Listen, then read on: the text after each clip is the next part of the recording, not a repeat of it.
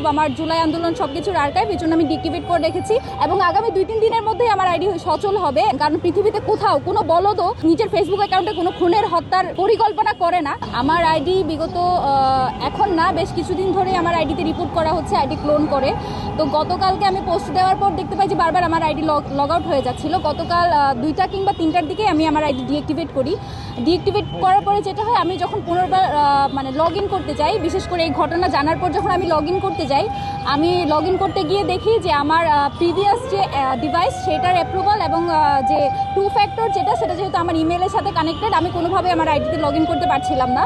পরে আমাদের রায়হান আছে, রায়হান হচ্ছে লগ ইন করতে পারে, তখন সে আবার ডিএক্টিভেট করে দেয় এই আশঙ্কা থেকে যে কোনো মুহূর্তে আইডি চলে যাবে। যেহেতু এটা আমাদের দীর্ঘদিনের ইনকিলাব, আমার জুলাই আন্দোলন সবকিছুর আর্কাইভ, এই জন্য আমি ডিএক্টিভেট করে রেখেছি এবং আগামী 2-3 দিনের মধ্যেই আমার আইডি সচল হবে, যেহেতু একটা আইটি টিম অলরেডি এটা নিয়ে কাজ করছে।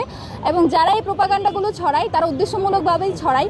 সত্য মিথ্যা জানার তাদের প্রয়োজন পড়ে না, তাদের প্রয়োজন যে কোনো একটা মিথ্যা সমাজে এস্টাবলিশ করা, যাতে হচ্ছে যে কোনো উপায়ে যে কোনো মাধ্যমে শহীদ উসমান হাদির যে বিচার সেটাকে ভিন্ন খাতে প্রবাহিত করা যায় এবং তার যারা সহযোদ্ধা আছে তাদেরকে বিতর্কিত করে যারাই উসমান হাদি হত্যার বিচারের জন্য দাবি জানাবে তাদেরকে যাতে ইররিলেভেন্ট করা যায়। আমি তাদেরকে বলবো, আপনারা দয়া করে আরেকটু পড়াশোনা করে আরেকটু স্কিলফুল হয়ে তারপরে এই প্রোপাগান্ডাগুলো ছড়াবেন। কারণ পৃথিবীতে কোথাও কোনো বলদও মানে নিজের ফেসবুক অ্যাকাউন্টে কোনো খুনের হত্যার বিচার দাবি মানে পরিকল্পনা করে না। এবং আমাদের জায়গা থেকে যদি আমাকে, জাবের ভাইকে, ইনকিলাব মঞ্চের সবাইকেও যদি আপনারা শহীদ করে ফেলেন, তাতেও আসলে শহীদ উসমান হাদির যে বিচার সেটা থেকে আপনারা বাংলাদেশের জনগণকে সরাতে পারবেন না দেশে।